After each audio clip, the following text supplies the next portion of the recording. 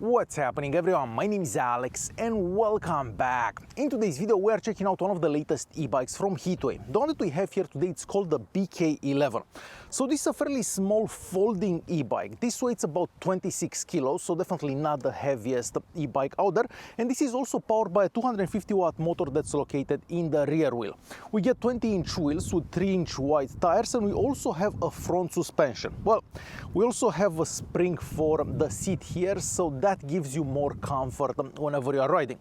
With that being said, let's start by doing a bit of an unboxing just so I can show you how the bike comes packed in the box and basically what you have to do to get this ready and on the road.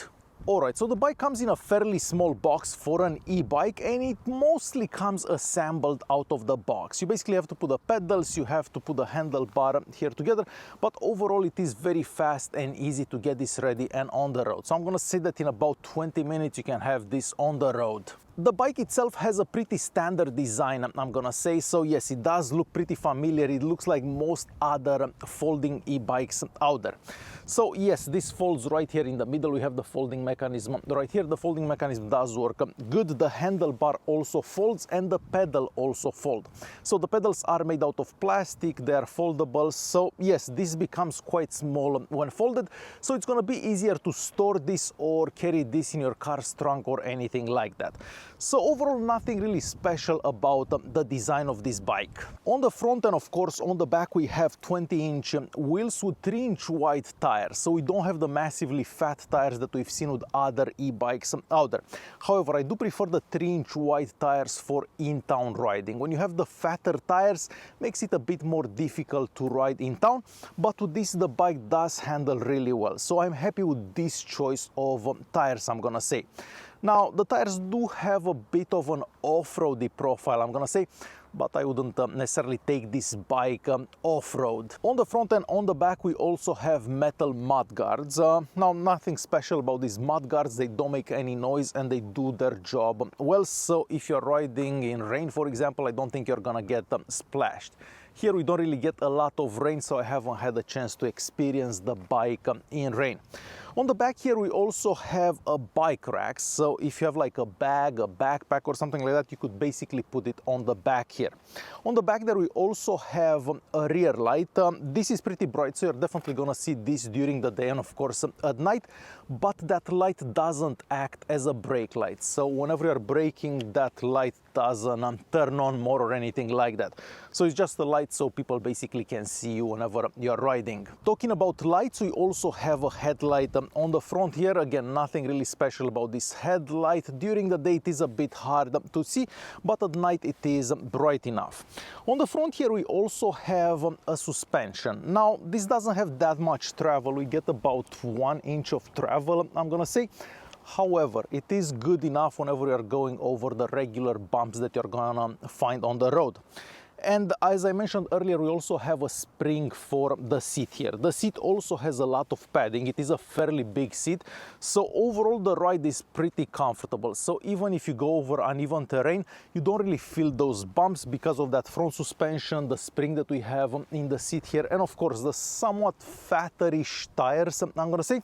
So overall, yes, you're gonna get a pretty comfortable ride on this bike. The seat here also folds, and this makes it easier to remove the battery pack. So this bike is running on a 36-volt system, and this is not the largest capacity battery that I've seen on an e-bike.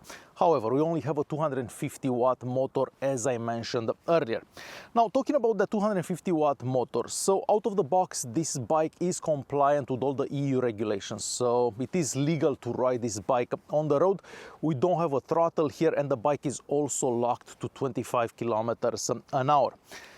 Now, for power and the 250 watt motor, if you're riding on a flat surface, the bike has decent power, I'm gonna say, so you can reach that 25 kilometers an hour pretty easy. However, if you're riding uphill, the bike really has no power, so you're gonna have to put a lot of effort into pedaling. So if you're hoping to buy this bike so you don't really have to put that much effort into pedaling, mostly whenever you get to hills, well, that's not really the case with this bike. It doesn't do that great on hills. Alright, so let me quickly show you how the bike rides uphill. We have a pretty steep hill up here. I'm not sure if you can see that. We are in the first gear and assistance level 3, so I'm gonna start pedaling up this hill.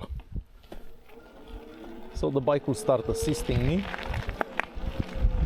But as soon as we get here, I actually have to pedal quite a bit. If I don't pedal, there is really no way of going up the hill. So it's almost like not having a motor. It is quite quite a struggle to go up hills with this bike.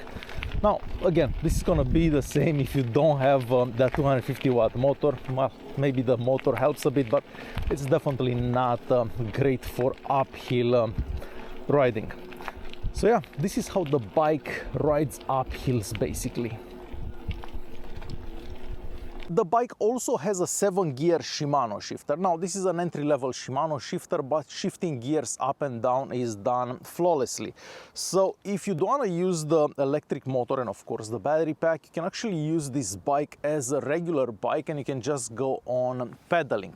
You can lower those gears if you want to climb some hills, but again, as I said, you do have to put some effort in.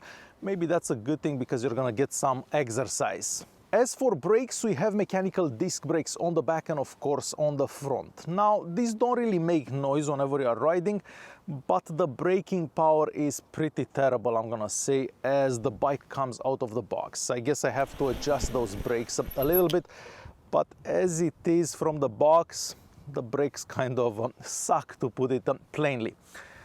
So definitely not the most amazing brakes, but I feel that with a bit of an adjustment it could be better.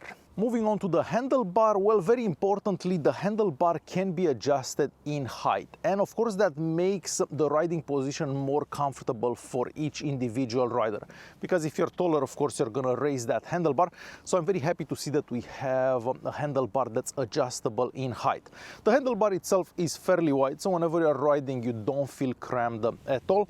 The grips here don't seem to move. However, we have another locking mechanism in the center here, so you're gonna have to tighten this up a bit more because otherwise the whole handlebar kind of moves.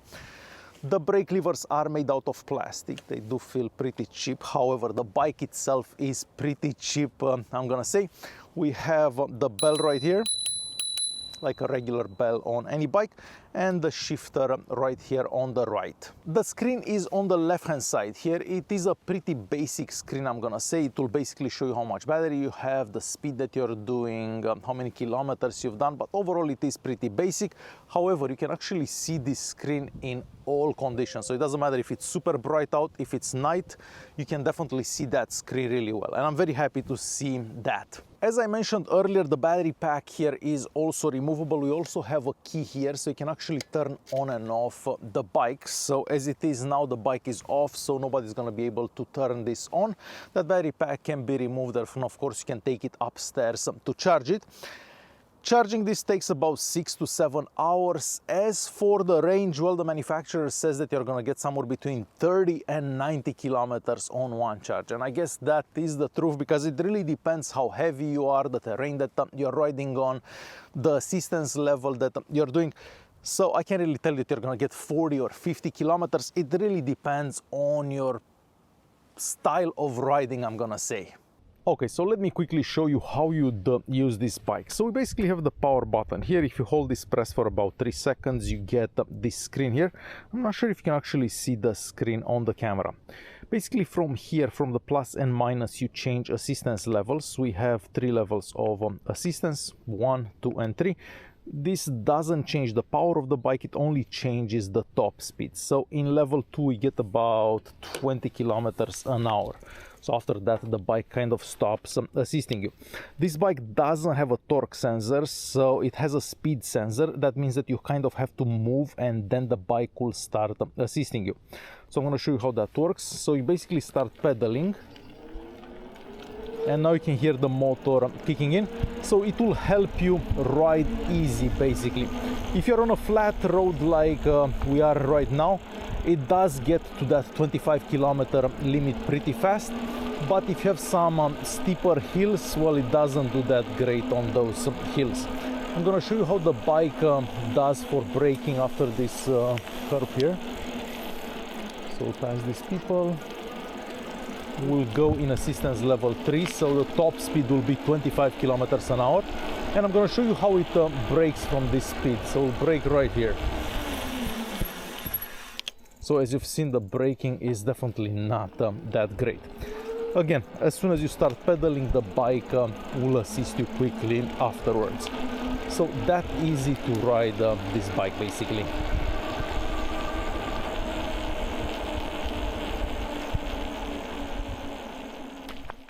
So to quickly conclude this video, for its price, the BK11 here is not a bad bike. I mean, it is pretty comfortable, it is pretty light compared to other e-bikes out there.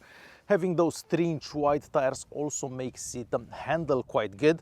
Because of the fat seat here, the spring that we have underneath to the front suspension, it is comfortable to ride for longer periods of time. The only thing I'm not a big fan of are the brakes. The brakes aren't that great.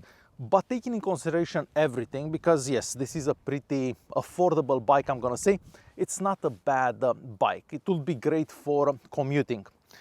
So there you have it. This was the Hitway BK11. Thanks for watching, and I'll see you guys in the next one.